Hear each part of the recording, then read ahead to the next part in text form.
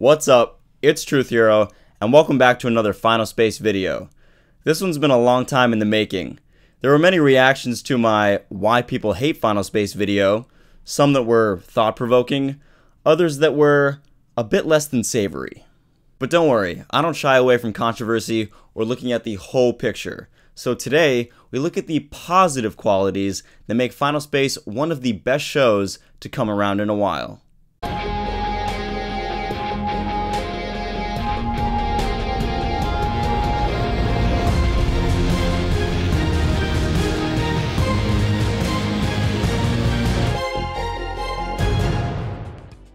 Number 1. The protagonist. Perhaps the most unique and lovable thing about Final Space is the main character, Gary Goodspeed.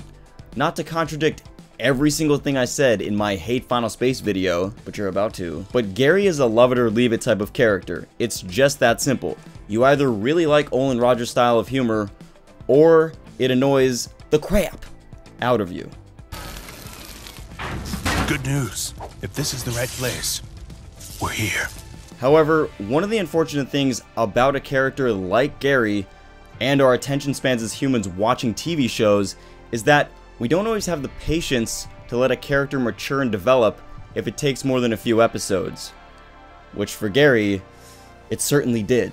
As fans of the show clearly know, Gary is always making light of a dark situation. No matter the trouble the cast of characters is in, he's spouting off catchphrases and jokes, and dealing with Kevin's crap. I hate Kevin! So painfully. He's the pride of my life. In fact, the only time I saw Gary truly serious was during Avocado's death. And even then, he convinces an adolescent boy to go on a murder mission with his impeccable humor. Four of them? 10 painfully wide open butthole! This being said, people really enjoy the fact that Gary is both a hero and a lovable idiot.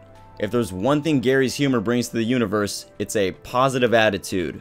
His seemingly unyielding sense of humor reminds me of characters that always have a snarky remark, like Jack Sparrow, or who are always smiling, like All Might. I can do this, right? Right? Oh, this is impossible! Nothing is impossible! Gary might not appear as a stereotypical hero due to his lighthearted approach at life, but don't let this fool you into thinking that he's not mature. In fact, throughout the 10 episodes of Final Space Season 1, we see Gary also use humor to cope with pain in his life. Gary lost his dad early on and is still dealing with that trauma, as well as trying to find his place and really his purpose in the universe. He's also been in jail for the past 5 years, so excuse him if he needs a little humor to cope with his situation. This makes Gary a character with a shallow surface of moronic behavior, yet much deeper upon closer inspection. And I, for one, love a series that has depth and substance and implores characters that reflect this. Number 2. Permanent consequences. Unlike many animated series, Final Space is a show that takes consequences seriously and honors their permanent nature. Get your arm ripped off? It's staying off. Time travel back to save your dad? Nope, he's staying dead. But perhaps the greatest consequence Final Space takes seriously is that of death and destruction, particularly that of Avocado. Final Space fans will remember the first time they saw episode 6 and Avocado take a grenade, saving his son Little Cato. In fact, they may only watch that episode once. Sure, we don't know the fate of some characters after the season finale, but chances are, if they're dead, like Avocado, they will remain that way. Dead and gone. I'm sorry guys, he's not coming back. While part of these permanent consequences are a consequence of Final Space having a linear story, meaning that certain changes will need to be permanent in order for the plot to progress, it's still refreshing to see an animated series that is bound to reality where there are no do-overs. While I have nothing against Rick and Morty, a show that's not necessarily linear but features character progression throughout episodes, or any show that employs the concept of a multiverse, sometimes the inconsequential nature of Rick and Morty's actions can be a bit frustrating. Remember the episode of Rick and Morty where Morty is trying to get with Jessica, so Rick makes him a little love potion, and then they spend the rest of the episode trying to reverse the effects of it mixing with the flu virus. Except they actually never find a genius way to reverse it, they simply hop over to another reality and assume the places of their dead selves. This type of deus ex machina that releases Rick and Morty from their rather disturbing and permanent mistakes can leave an audience feeling frustrated that characters built up as heroes don't actually save the day. I'm not saying deus ex machina is a bad thing. In fact, some series revolve around the concept of non-consequence, the struggle of not having a struggle. An example of this would be one of my favorite series, One Punch Man. However, for this animated series, I'm glad that Final Space takes its consequences very seriously. Number 3. The Creator. As I've mentioned in my previous videos, Olin Rogers isn't your typical creator. Having gotten his start on YouTube, he values a community that is built slowly over time, and this is reflected in his involvement with Final Space fans. Never distant from his audience, Olin Rogers is an active member in the Final Space Reddit and Discord and goes above and beyond to connect with fans of the show. He's also not afraid of criticism. Maybe it's because Olin Rogers has been around YouTube for a long time, but he's very open to suggestions and is constantly improving his own craft. It means a lot to fans that shows take and incorporate their ideas, and Olin has certainly done this.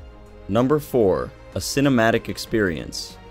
When Olin Rogers said the production team, in preparation for Season 2, were reworking and making improvements to the art style of the show, I was a little surprised. Not only because this isn't something that would improve the show compared to maybe voice acting or better writing, but also because Final Space excels in the art style. Seriously, this show sets itself apart because of this. I mean, duh, that's why I'm talking about it. I'm not sure how much it cost, probably a lot of late nights and coffee, but you get the feeling that there were no expenses spared when the production team designed the universe of Final Space. Many scenes feel like a movie, foreground and background space being used at the same time. Not to mention the producers of the show using actual pictures of space to create the wacky universe and vast landscapes our characters traverse.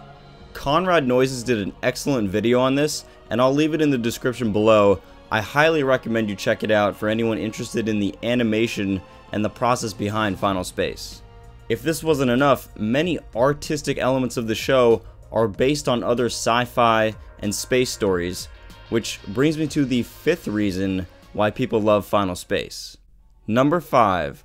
Parody. We all love a good parody, we all love a good tribute. Final Space manages to fit both. It's very rewarding as an audience to relive nostalgic stories such as Star Wars and A Space Odyssey in a modern day animated TV show.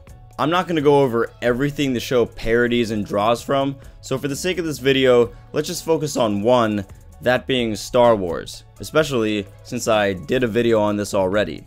Not only does Final Space base some planets and themes on Star Wars, some of the characters reflect the series as well. I've always felt that Quinn was the competent one, so she was like Princess Leia, whereas Gary gave off a more Han Solo vibe. Look at this scene where the Lord Commander, an obvious nod to Sith Lords from Star Wars, rips Gary's arm off.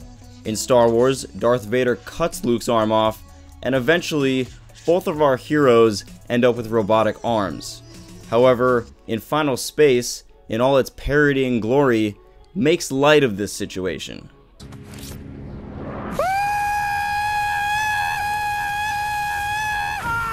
Why would they connect the nerve endings to my robot hand? Anyway, there you have it. Why people love Final Space and can't wait for Season 2. Do you like Final Space? Let me know why in the comments below.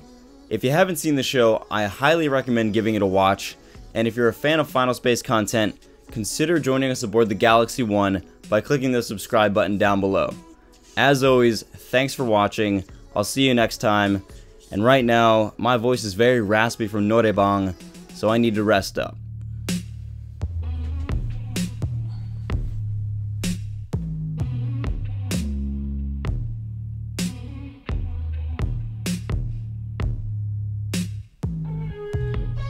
Oh, I almost forgot the 6th reason why people like Final Space.